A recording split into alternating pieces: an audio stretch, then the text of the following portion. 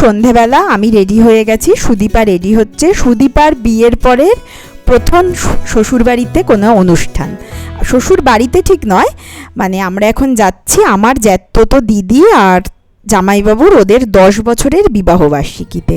পৌঁছে গেছি দিদির বাড়িতে। এই যে ভীষণ সুন্দর করে সেজেছে, খুব সুন্দর একটা শাড়ি পরেছে। ওদের সব আয়োজনটা ছাদেই করেছে, অনেক কিছু আয়োজন, অনেক লোকজন। তো আমরা সবাই এসেছি।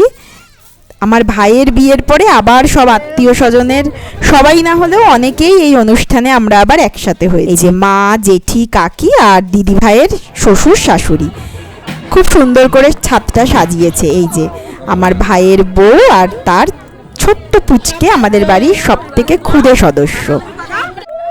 এখন তো কেক কাটা সব কিছুতেই একেবারে ম্যান্ডেটারি হয়ে গেছে, সে বিবাহবার্ষিকী হোক, জন্মদিন হোক।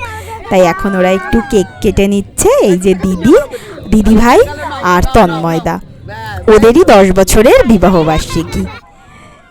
ওদেরকে আবার মালা বদল করানো হচ্ছে, সেই বিয়ের পুরনো স্মৃতি মনে করানোর জন্য। ভীষণই লজ্জা পাচ্ছে, তো যাই হোক আমরা তো খুব এনজয় করছি, ওরাও নিশ্চয়ই করছে লজ্জা পেলেও। ওদেরও নিশ্চয়ই 10 বছর আগের কথা আবার মনে পড়ছে। এখন প্রায় 9টা মতন বাজে, এরপরেই খাওয়া দাওয়ার আয়োজন। আজকে তো আর কোনো রিচুয়ালস নেই, সবার জাস্ট একসাথে গল্প করা, খাওয়া দাওয়া, এই আর কি।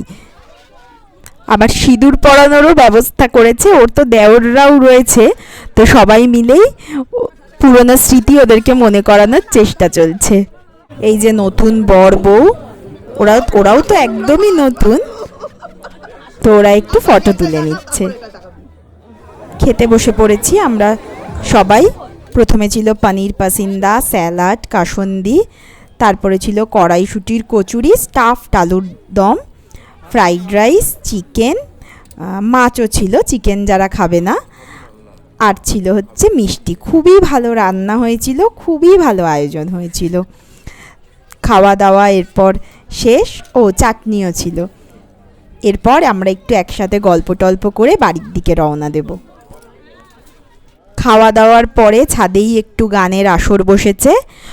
ওদেরই এক ভাই কাম দেওর, সে মূলত গায়ক, বাকি সবাই যে যেটুকু পারছে গলা মেলাচ্ছে।